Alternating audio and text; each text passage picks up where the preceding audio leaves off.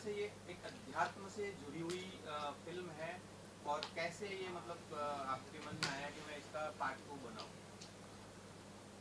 मैं कुरुक्षेत्र बेस्ड हूँ, जो 48 कोस जिस धरा से हूँ, तो कृष्ण की कर्म भूमि है। उसी को देखते हुए वहाँ से हो तो वहाँ के दिमाग में स्टोरी रहेगी कि मुझे क्या करना है। पहली फिल्म का जो सुपरहिट होना था, पहली फिल्म में पंकज बेरी थे और अनिल दमन जी और अरुण बख्शी जी थे। उस स्टोरी को आगे कंटिन्यू करते हुए पार्ट 2 का जो शुरुआत किया है, ये गीता पे है। जैसे हम अपने रोज़मर्रा की ज़िंदगी में हर व्यक्ति प्रभु को मानता है, तो गीता का क्या महत्व है। हमारे कुरुक्षेत्र में स्वामी ज्ञानानंद जी हैं, जिन्होंने गीता संस्थानों में गीता के ऊपर रिसर्च की, तो उस पर अभी अध्ययन चल रहा है, अभी भी चल रहा है। तो पहली फिल्म का शुरुआत भी वहीं से हुई थी, सेकंड में भी हुआ। मैंने जब लिखा था तो मोक्ष के ऊपर लिखा था, मोक्ष। तो अब जब आप एक फिल्म बनाते हो तो उसमें सवाल आगे से आगे बढ़ते जाते हैं कि सर इसमें तो वो भी होना चाहिए था, उसको मोक्ष ऐसे मिला। तो कंटिन्यू करते हुए पार्ट 2 लिखा। और दूसरा, कुरुक्षेत्र की धरती पे रहता हूँ तो जैसे गीता में 18 अध्याय है, मेरा सपना है कि अगर ठीक ठाक रहा, ऐसे चलता रहा, तो इसका 18वां भाग भी आएगा। वाह वाह। इस फिल्म का पोस्टर आई थिंक संतों के हाथों से ही आपने लॉन्च किया था, दयानंद जी महाराज जी के हाथों से। तो आप फिल्म के माध्यम से भी दिखाना चाह रहे हैं कि संतों का आशीर्वाद होना चाहिए। तो निजी जीवन में भी कितना, आम इंसान के लिए कितना जरूरी है संतों का सानिध्य प्राप्त करना? जो पोस्टर रिलीज हुआ था पिछले साल, हमने स्वामी ज्ञानानंद जी महाराज जी के आश्रम में ही, वो हमारे हरियाणा के मुख्यमंत्री नायब सिंह सैनी आए थे, तो उन्होंने उसका पहला पोस्टर रिलीज़ किया था। जो 48 कोस पहले वाली फिल्म है, जिसमें अरुण जी भी थे, उस समय के जो मुख्यमंत्री थे मनोहर लाल खट्टर जी, उन्होंने पोस्टर का रिलीज़ किया था। तो 48 कोस के लिए कुरुक्षेत्र विकास बोर्ड जो हमारे कुरुक्षेत्र में है, वो उस पर बहुत कुछ कर रहे हैं। तो जब उनको पता लगा कि 48 कोस के लिए यश बाबू ने एंटरटेनमेंट फिल्म बनाई है, तो सीएम साहब भी बड़े खुश हुए। उन्होंने वो पोस्टर खुद रिलीज़ करने के लिए, और वो पोस्टर रिलीज़ हुआ। उसी से खुशी से आगे बढ़ते बढ़ते आए। बाकी फिल्म के बारे में अरुण बख्शी जी से पूछें या इनसे पूछें, ज़्यादा रहेगा।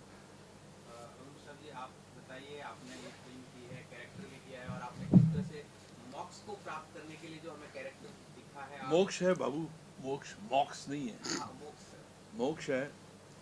वैसे इस धरती के साथ मेरा पुराना रिश्ता है, जिसका नाम कुरुक्षेत्र है। एक बहुत बड़ा सीरियल था जिसका नाम था महाभारत, बी.आर. चोपड़ा जी का। उसमें मैंने पांडवों का सेनापति का रोल किया था, धृष्टद्युम्न का।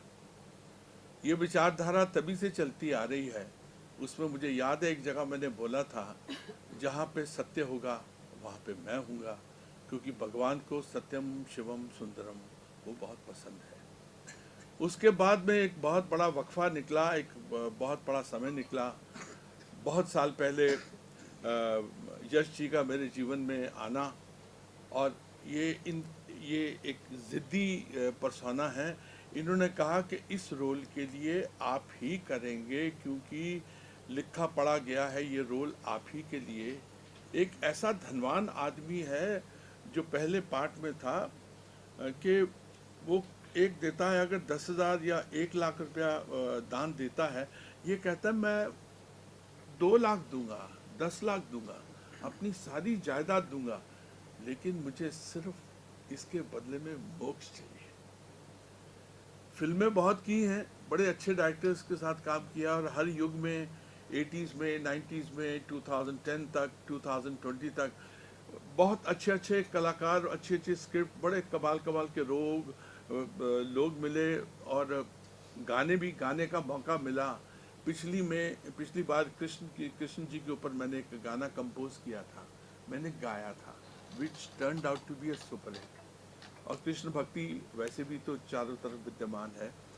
तो ये जो रोल है मोक्ष, हर एक इंसान जो चाहता है, यहाँ जितने बैठे हुए हैं या जितने दुनिया में हैं, सबको ये है कि मेरा अंतिम जो मोमेंट है, जिसे उर्दू में कहते हैं नुक्ता-ए उरूज, या मेरा क्लाइमेक्स है जिंदगी का, या मेरा अंतिम मोमेंट है, क्षण है, उसमें कहीं ना कहीं उसको एक पाव किलो का भी मोक्ष मिल जाए तो आदमी कहता है लाइफ बन गई। उसके लिए आपको अच्छे कर्म करने पड़ेंगे। अच्छे कर्म डायरेक्टली प्रोपोर्शनल टू के लास्ट में आपका हिसाब किताब क्या होता है, प्लस माइनस आपने कितना कुछ किया, आपका लोभ, आपका अहंकार, आपका वो सारी वृत्तियां जो हैं, जो अंदर से आपके निकलती हैं, उसके बदले में आपने कितना अच्छा काम किया। ये स्क्रिप्ट कुछ अजीब सी है। आप इनको देखिए, he is a very low की मैन, मिस्टर यश, वेरी लो की मैन। मतलब इनकी तारीफ करो तो इनकी गालें लाल हो जाती हैं।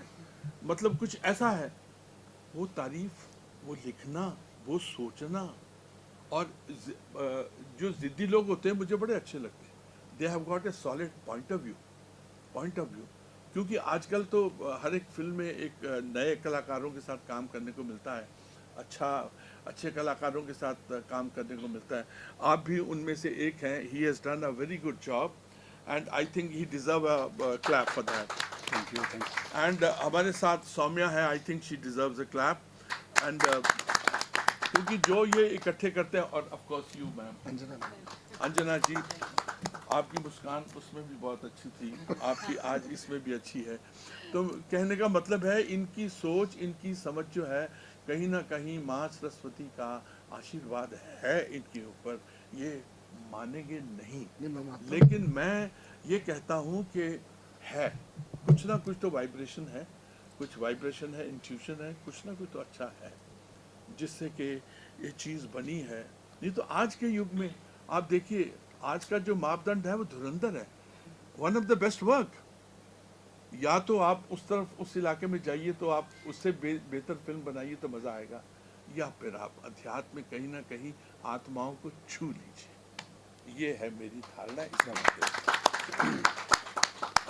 सर एक लाइन आपसे पूछिए कि आज का जो युवा है, मॉडर्न जमाना है, नया युग है, तो वो अध्यात्म से कम जुड़ रहा है, तो आप उनके लिए क्या कहना चाहेंगे? No, on the contrary my dear, I beg to differ. आज का जो युवा है वो अध्यात्म की तरफ आ रहा है, पूरे बड़े बड़े कारवां चल के आ रहे हैं, क्योंकि उन्होंने देख लिया है, उनको जो सुकून मिलता है छोटे भाई, जो शांति मिलती है, जो इतना, एक तो यहाँ पे ये जो इलाका है, यहाँ पे शोर बहुत है, बहुत शोर है, यहाँ पे भी बहुत शोर है। ये इतने इसका कोई इतने आगे, ये जितने संकल्प लेते हैं उसके 50,000 तो विकल्प हैं, तो उन विकल्पों के बीच में ही अटक जाते हैं। दवाई की जगह आजकल वो आयुर्वेद ले रहे हैं, ये सबसे बड़ी बात है। ये अध्यात्म का सहारा ले रहे हैं, क्योंकि गीता के जो 18 अध्याय हैं, विषाद योग से लेके मोक्ष संन्यास योग तक, यही सब की कहानी है। आपकी भी वही कहानी है, मेरी भी ये है, प्राइम मिनिस्टर की भी यही है, अब पूरी दुनिया की कहानी है, समझें या ना समझें। लेकिन मैं कहता हूँ कि आज का जो युवा है, अगर उनको बहुत आगे जाना है तो अध्यात्म का सहारा लेना पड़ेगा, और वो आ रहे हैं। I am proud of that because I am working with all new people, all brand new commerce के साथ काम कर रहा हूँ, और उनसे 2 मिनट बात करके समझ आ जाता है कि ये जो जिसे कहते हैं कि generation Z zoomer, Z stands for zoomer, तो वो जो जेन जी है वो आजकल आ रहे हैं डेफिनेटली। सर आपने बहुत सुंदर और खूबसूरत एक साधक और एक तपस्वी का कैरेक्टर किया है। हाँ जी, हाँ जी। क्या कुछ कहना चाहेंगे इस फिल्म को लेकर? फिल्म देखो, काफ़ी कुछ तो सर ने बता ही दिया, बाकी ऐसी फिल्में बननी चाहिए देखिए, क्योंकि फिल्म आजकल जो चल रही है हमारे सामने ही है। सर ने बताया धुरंधर, ठीक है, तो ऐसी फिल्में जब लोग पसंद करेंगे ना तो ऐसी फिल्में ज़्यादा भी बनेंगी, ठीक है। इसमें क्या है, अध्यात्म और आज का युग दोनों को मिक्स कर दिया गया, अश्वत्थामा और आज की जनरेशन, तो एक बॉन्ड बना के, एक कॉम्बिनेशन बना के इस फिल्म को बनाने का प्रयास किया गया है। और यश बाबू सर ने ये सोचा है, मैं तो बोलूँगा कि बहुत बहुत अच्छी सोच है। और अगर लोग भी ऐसी फिल्मों को देखेंगे तो मुझे लगता है कि इन फिल्मों से सीखने का बहुत ज़्यादा हमें मिलता है। जैसे सर ने मोक्ष के बारे में कहा, हम सबको पता ही नहीं है मोक्ष है क्या। इस फिल्म में क्या बताया गया है कि मोक्ष क्या है। मेरा एक डायलॉग भी आता है कि जीते जी भी मोक्ष मिल सकता है आपको, उसके लिए आपको मरने की आवश्यकता नहीं है। हम सबको शांति चाहिए जीवन में, हम सब परेशान हैं किसी ना किसी वजह से। हम रात को देर से जागते, नींद ही नहीं आती, घर में लड़े जा रहे हैं हम। तो ये जो फिल्म है ना, ये फिल्म सिखाएगी आपको कि मोक्ष क्या है। मोक्ष की पहली सीढ़ी शांति है। मोक्ष कुछ ऐसा नहीं है जो कि मरने के बाद मिलेगा। तो ऐसी फिल्में बनने के बाद हमें ये बेसिक चीज़ें पता चलनी शुरू होती है कि अच्छा ये है। जब बनेगी नहीं तो कुछ पता ही नहीं चलेगा, है ना। नहीं बनती, आप देखो ना, मुझे कोई बताए रिसेंटली, बताओ कौन सी फिल्म है ऐसी नहीं बन रही है। या तो चलो ठीक है, कोई हमारी हिस्ट्री दिखा दी किसी फिल्म में। पर ये लाइन बहुत बड़ी है, बहुत बड़ी लाइन है जो आपका डायलॉग है, हाँ जी, कि जीते जी भी मोक्ष मिल सकता है आपको। यहाँ पे अगर आप कर्मों को, they are proportionate to each other, ये जो है बहुत बहुत बड़ी लाइन लाइन है। है। कि ये नहीं है कि यू हैव टू डाई, कि आप कृपया मरिए, मोक्ष आपका इंतजार कर रहा है। हाँ। नहीं, आई थिंक यहाँ पे भी आप अच्छे कर्म करके बिल्कुल। मोक्ष की प्राप्ति कर अब सकते सर हैं। ने ये फिल्म बनाई है ना, इनकी आंखों में आंसू आ गए थे, हो सकता ये है अभी जस्ट नाउ, जस्ट ट्रेलर में। अभी फिल्म ट्रेलर का में। क्या भविष्य है, क्या है, वो हमें नहीं पता, बट उनकी आंखों में आंसू थे क्योंकि उन्होंने एक अच्छी चीज़ बनाई। जैसी उनको टीम मिली, फिल्म आपके सामने है, बट उन्होंने एक अच्छे कंसेप्ट को लेके फिल्म बनाई, ये उसको लेके इनकी आंखों में आंसू थे। हमें अंदर से प्योर होना बहुत ज़रूरी है, इस तरह की फिल्में हमें प्योर करती हैं, मुझे ऐसा लगता है। नहीं, बिल्कुल सही है, बहुत सही है।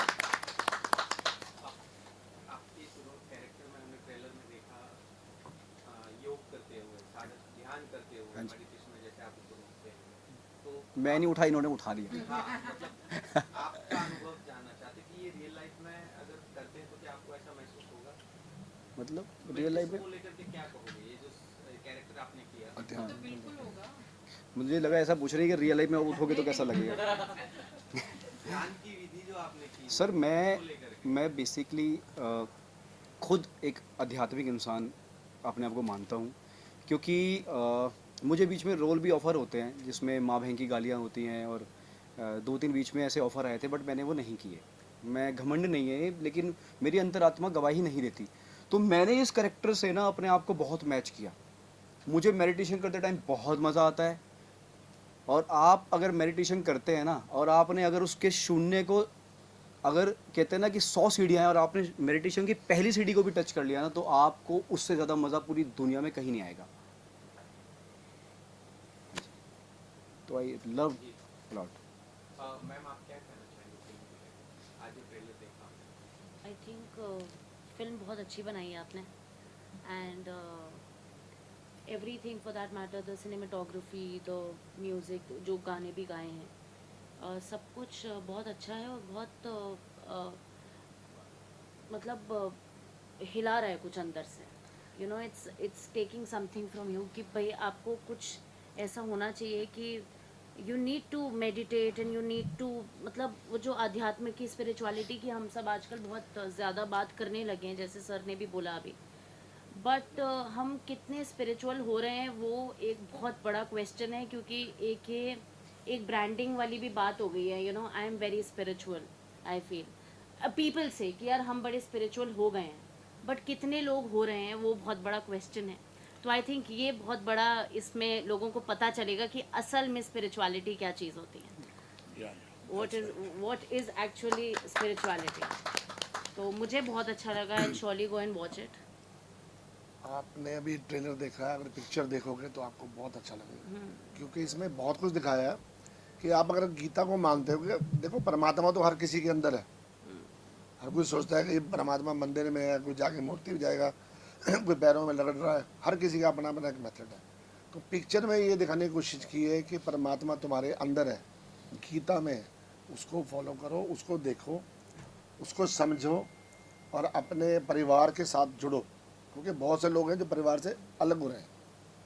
इस फिल्म में एक को कैंसर है, एक ही कंपनी करोड़ों के घाटे में जा रही है, 5 लोगों को इकट्ठा जोड़ा गया है, 5 लोगों की कहानी है और वो रियल लाइफ स्टोरी है।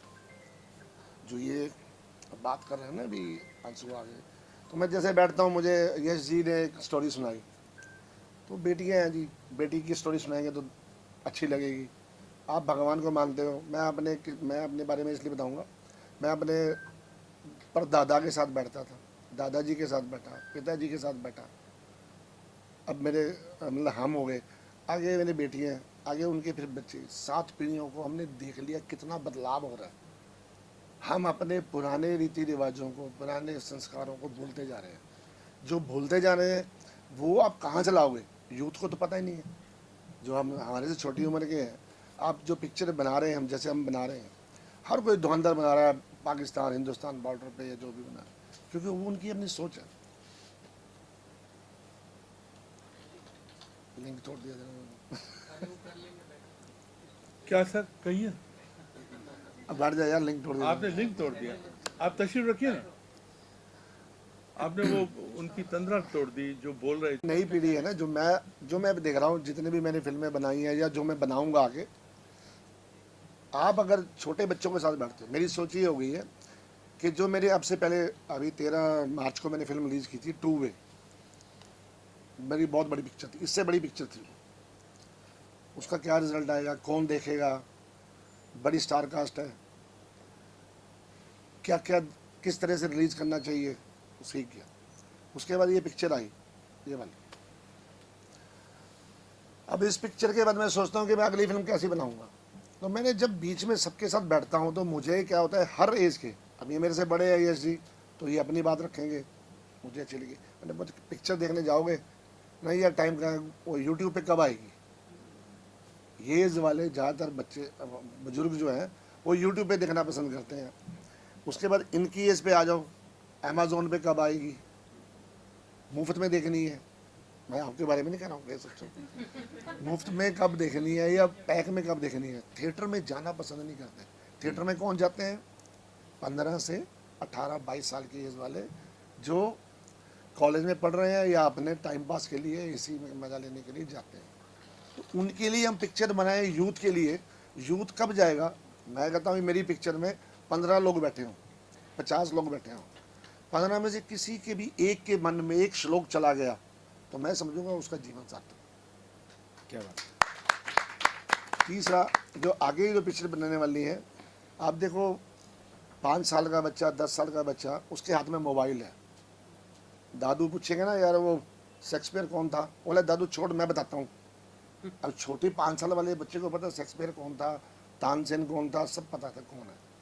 तो हम उन बच्चों के लिए क्यों ना ऐसा प्रोडक्ट बनाए जो बच्चे उस फिल्म को देखे बजाय हमारे बुजुर्ग देखे। मेरी सोच थोड़ी सी यहाँ चेंज हो रही है।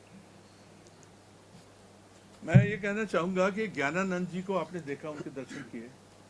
ये कुरुक्षेत्र में इनका बहुत बहुत बहुत बड़ा आश्रम है और मुझे इनसे मिलने का सौभाग्य बहुत मिला। और मेरा जो गाना था पिछली बार जो मैंने कंपोज किया था, कृष्ण भगवान का गाना, वो गाने में वो भी हैं, उनकी उपस्थिति भी है। और उन्होंने मुझे अपनी गीता जो उन्होंने लिखी है, it's a very fat volume, वो मुझे उन्होंने एक भेंट दी और आप यकीन मानिए मैं 3 बार पढ़ चुका हूँ उसको। विषाद योग से लेके मोक्ष संन्यास योग तक। और अभी मैं फिर आया हूँ, दोबारा पढ़ रहा हूँ, और उसको मैं अभी सेकंड अध्याय में हूँ, जिसे सांख्य योग कहते हैं, जिसमें कृष्ण भगवान अर्जुन को समझाते हैं कि भाई साहब अपना ख्याल कीजिए, सामने जो है ना वो आपके शत्रु हैं, लड़िए, युद्ध कीजिए। और तरह तरह की व्याख्या है उसमें, और फैंटास्टिक है व्याख्या। और उन्होंने लिखा है, ज्ञानानंद जी ने लिखा है, यथा नाम तथा काम है उनका, नाम भी ज्ञानानंद है, और उन्होंने ज्ञान से भरपूर गीता लिखी है, और उसका नाम है गीता प्रेरणा, राइट। बहुत अच्छा लिखा है। इस फिल्म के इनके चारों तरफ कुरुक्षेत्र ही है। अब आप किसी ने पूछा नहीं कि 48 कोस है क्या। 48 कोस जो है, ये महाभारत का युद्ध 48 कोस में हुआ था। मैं जब पहली बार गया तो इन्होंने मुझको, मेरे पे कृपा की, और मुझे जगह जगह वो दिखाई, शूटिंग भी किया हमने। वो जहाँ तीर लगता है, जहाँ पे ये होता है, वो सरोवर वाला क्या था, ब्रह्म सरोवर। हाँ जी, वहाँ भी आपने भी शूट हाँ किया, जी, हाँ मैंने भी शूट किया, और मुझे बहुत अच्छा लगा। वहाँ पे एको कहाँ कैसे आता है वो एक, क्योंकि कुरुक्षेत्र जो है वो पूरे विश्व की एक धरोहर है, और ये राजधानी है, स्पिरिचुअल राजधानी टू द वर्ल्ड। हर्षवर्धन की राजधानी रही है। या तो मेरा कहने का मतलब ये है कि ऐसी चीज़ें और भी हम चाहेंगे कि और भी लोग आएं, और इसी सनातन, देन इट्स सनातन है, उसका विस्तार भी है। सनातन तो हर युग में रहता है, उसका मतलब ही निरंतर है, चलता रहेगा। तो मेरे ख्याल से कहीं ना कहीं ये इनकी बातें, जो इनके डायलॉग हैं, देखिए कितना अच्छा डायलॉग है कि आपके जीवन में भी आपको मोक्ष मिल सकता है। इससे कितना बड़ा विचार है ये, कितना बड़ा इट्स ओपिनियन है, एक विचार है, एक सोच है, एक समझ है। और मेरे ख्याल से मैं हाथ जोड़ के विनती करूंगा जितने भी निर्माता लोग हैं, इस तरफ भी ध्यान दें, ताकि it is ageless and timeless kind of phenomena, ये होना चाहिए। आपने गीता कई बार पढ़ी है, आपको अनुभव है, बट जैसे ये महाभारत का युद्ध हुआ, तो आपसे इसलिए पूछ रहे कि आप कहीं बड़ी बड़ी डिबेट भी अटेंड करते हैं, कई लोग आपकी बातों को भी पसंद करते हैं, तो ये जो इस समय जो ये विभीषिका हो रही है युद्ध को लेकर के, तो आपका क्या? अनपढ़ लोग हैं चारों तरफ, पढ़े लिखे है ही नहीं। वो अपने आप को बहुत बुद्धिमान लोग समझते हैं जो अमेरिका में हैं। अंग्रेजी बोलने वाला बुद्धिमान नहीं हो सकता है। आपका कंटेंट क्या है, आपका विचार क्या है, ये सब जो हो रहा है, ये धन धन धन, पैसा। अभी देखिए वो क्या, मेरे गाने की 2 लाइनें हैं, जो मेरा पहला गाना था, आसमां को धरती पे लाने वाला चाहिए, झुकती है दुनिया झुकाने वाला चाहिए। आप देख लीजिए, एक ईरान ने पूरा जो मुस्लिम वर्ल्ड है उनके ऊपर गोले मारे। एक काना फुसियाँ चलती रहती है। उसको आपने मेरी तंद्रा तोड़ी है सर, मत कीजिए सर। नो, अब मैं कहाँ था ये बताइए मुझे। ट्रम्प की वहाँ पे अनपढ़ता है, उनको अध्यात्म की बड़ी ज़रूरत है। चाहे वो क्राइस्ट का बाइबल पढ़े, बाइबल भी पढ़िए, आप कुरान शरीफ भी पढ़िए, मन लगा के पढ़िए, लेकिन समझिए तो सही। सनातन अगर पढ़ना, एक ही हिंदू राष्ट्र जो अभी तक है नहीं, एक ही है, इंडिया।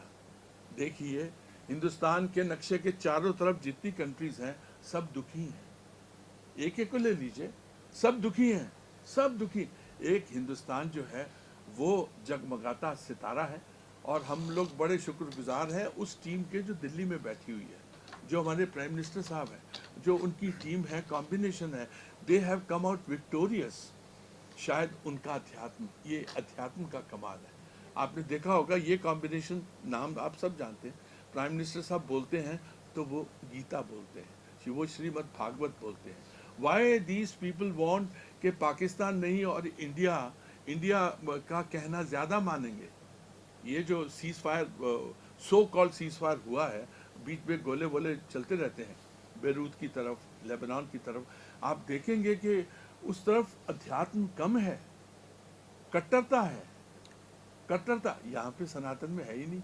हम किसी को बोलते नहीं कि तू आ भाई हिंदू बन जा, हम नहीं चाहते भाई तू मत आ, तो वहाँ बैठ के भी अगर सनातन को एक पढ़ ले, सिंपल एज दैट। ये इतने बड़े ग्रंथ हैं और ये इनका जो प्रयास है मैं अप्रिशिएट करता हूँ, पहले दिन से अप्रिशिएट करता हूँ।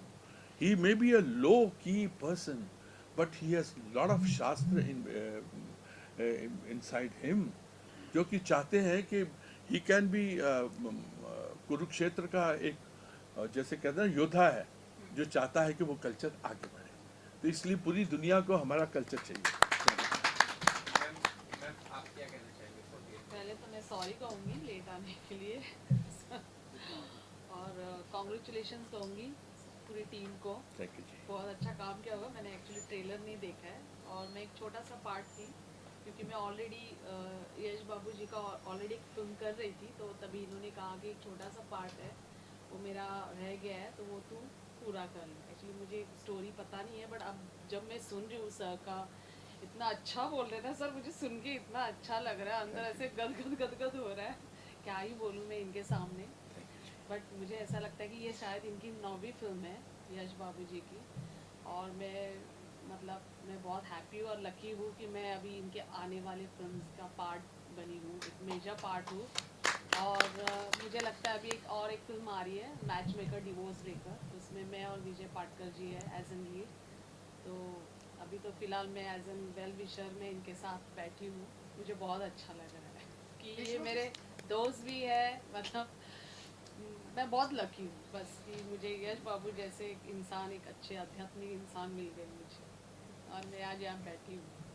यश बहुत बाबू great सर, मेरा इंसान। एक क्वेश्चन था कि ये जो फिल्म है आपके दिमाग में कब आई और कागज कलम पे कब, कितना टाइम लगा इसे आते हुए? मैंने पहली फिल्म बनाई थी ए डॉक्टर टेल पंख। जी, पंख में पैसे उड़ गए कोई बात तो छोड़ दी, भी फिल्म बनानी नहीं। लेकिन उस फिल्म ने मुझे इतना आगे बढ़ाया, मेरे ब्रांड को खड़ा किया।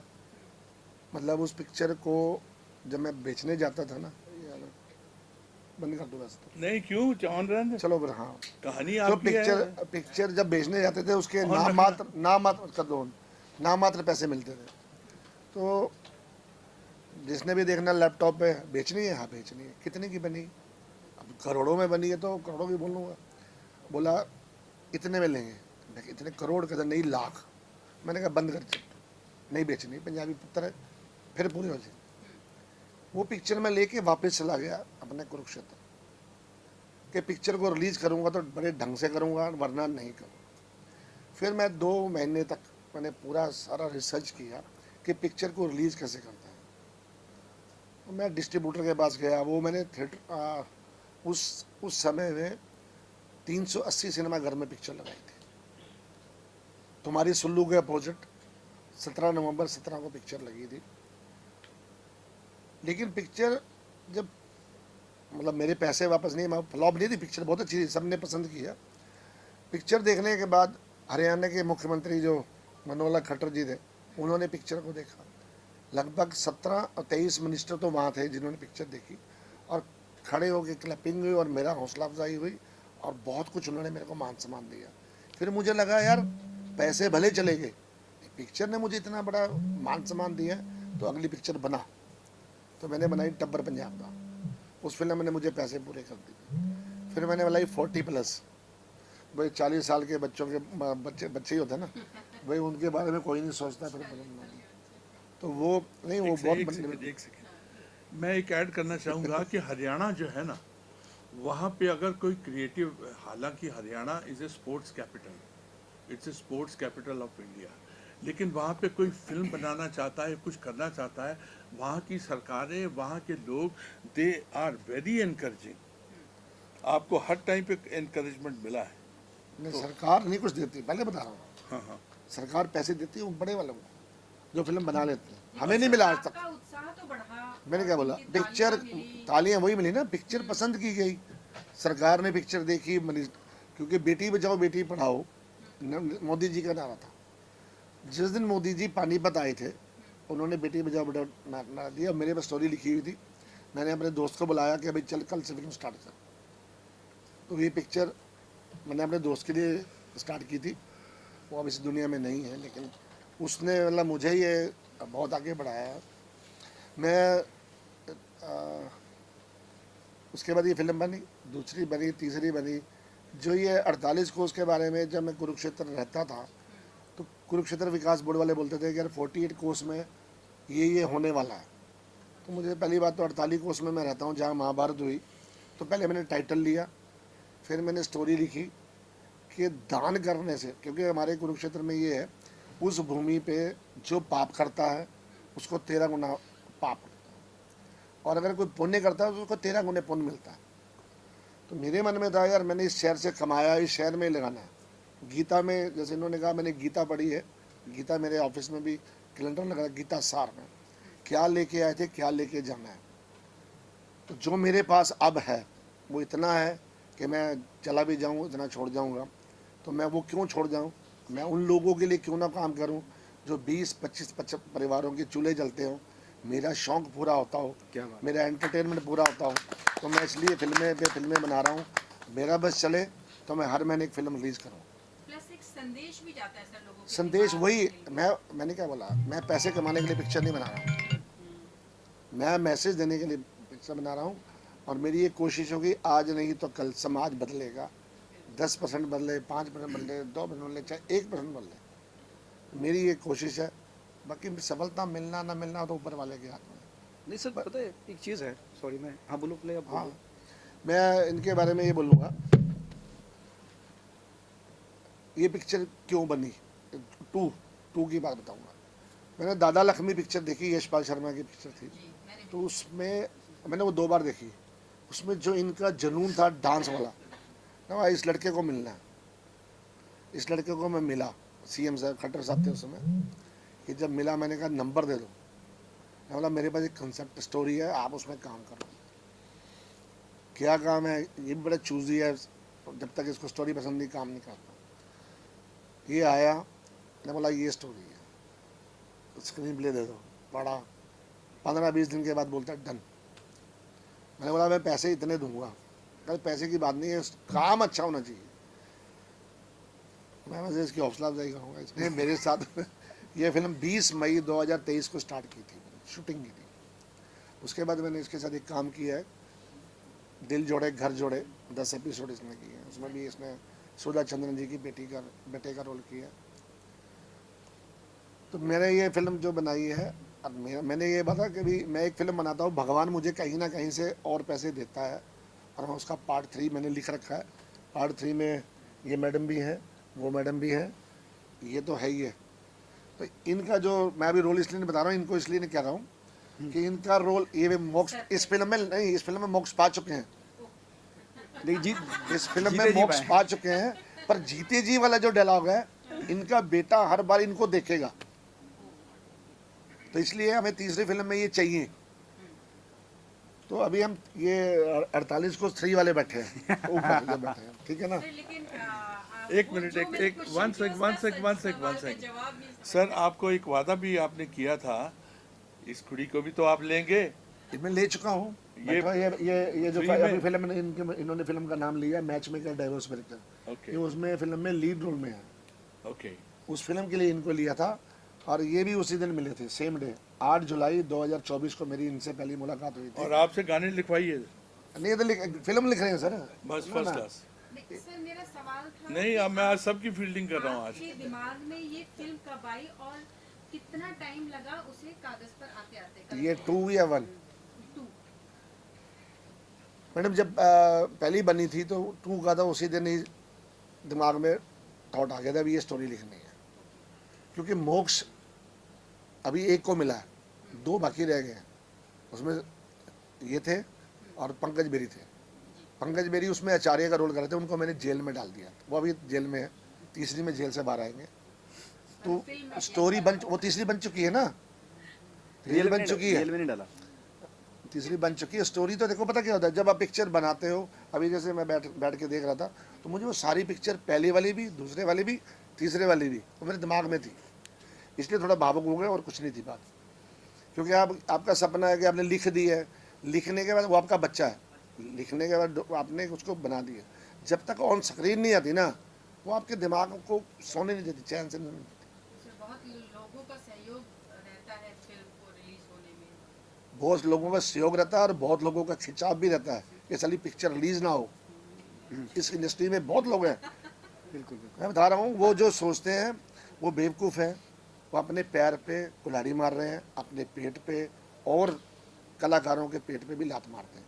क्योंकि जब वो लोग एक व्यक्ति अगर कोई गलत काम करता है, किसी को प्रोड्यूसर को या डायरेक्टर को धोखे में रखता है और वो सोचता है कि मैंने आज का दिन अपना पेट पाल लिया, वो ये भूल जाता है कि भी दूसरा डायरेक्टर जब एक से एक सताया हुआ है वो हर किसी को शक की नज़र से देखेगा। तो और अच्छे लोगों को बदनाम मत होने दो और अच्छे लोगों के लिए शक पैदा मत करने दो। आप उन्हें ऊपर वाले पे विश्वास रखो। अगर मुंबई में हो तो कामयाबी मिलेगी, मेहनत करते रहो, कभी आपको सफलता मिलेगी। मुझे मिल गई है तो आपको मिलेगी। वेरी गुड, चलिए।